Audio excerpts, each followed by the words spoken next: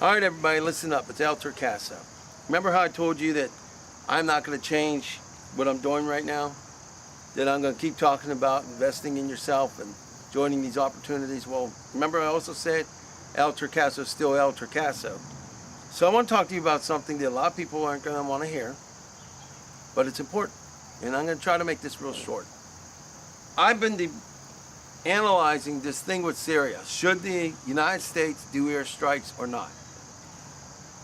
And I've come to the conclusion that we should, because these children and adults, women and children and men were killed for no reason by chemical weapons.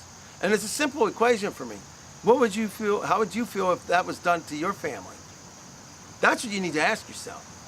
I don't care how you're worried about us getting into another war. I don't want us in another war either. But here's the thing. What would you do if that was our country? What would you do if that was your child? Or even, let's say it was you. What do you think your family would do? So there's no question we need to do something about Syria. Diplomatically, airstrikes, I don't know. Personally, I think maybe an airstrike is definitely prudent, because sometimes you got, excuse my language, sometimes you got to whoop somebody's ass. And Assad needs his ass whooped. He needs an airstrike to tell him, let him know, you try that again, you're going to get your ass whooped. You try it again, and you ain't going to be around the third time. So yeah, we got to whoop his ass. So I say airstrikes on Syria are prudent. Now, I will say this. I believe we have to do it, but I am a little reluctant based on one thing. China has human rights violations 24 hours a day, and yet we give them most favored nation status. We owe trillions of dollars, possibly, I think it's trillions, to China. And we treat China like they're so great towards us, yet they try to steal our information. And no offense to the Chinese people, I'm not saying anything against the Chinese people, but the reality is they kill and harm and imprison a lot of their people. So we need to diplomatically change our focus with regards to China. Now, can we do something diplomatically with Assad? I imagine we can. But China is just as guilty. They haven't used the chemical weapons, to the best of my knowledge, but they imprison people for speaking out. They had Tiananmen Square back in 1988. So I have a big problem with that. And frankly, if the United States is going to do something about Assad, the United States and the rest of the world in the so-called UN, which is now, it's called the United Nations, but in a lot of ways, I have to agree, it's the useless nations. But, having said that, there needs to be a diplomatic answer to deal with every single, what's the word I'm looking for, dictator on earth. But yes, we need to do something about Syria, and frankly, we need to do something about China and the rest of them. If we do nothing, then when we were attacked, or if we're attacked, or our families, or our friends, or ourselves, we have nothing to stand on. No credibility, no humanity, and no compassion to stand on. We have no reason to cry. We have no reason to complain. If we're allowing these children, these women and men, to be gassed to death and suffer, then no, we don't have anything to say. We need to shut the hell up if we're not willing to help others. On the other hand, we need to wake up and straighten everybody out. How do we do that? Got to go to the useless nations. Got to get the useless nations to once again be the United Nations. If we don't do that, then we're wasting our money and we're letting millions of people die. So the answer isn't not to do something about Assad. Do it militarily or do it domestically, but also to get the other people in the equation. Now, are we afraid of China?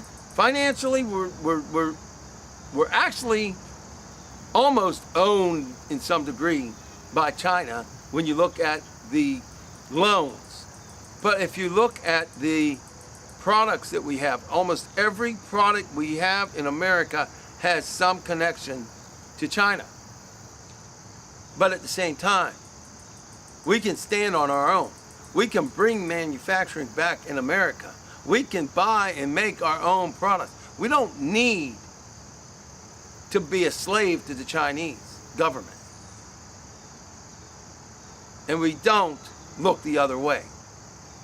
So we need to take action both on Syria and China. That's my take on that. You see, you thought that I was only going to talk about investing in the Empower Network or organic gold, or I wasn't going to take the controversial topics anymore.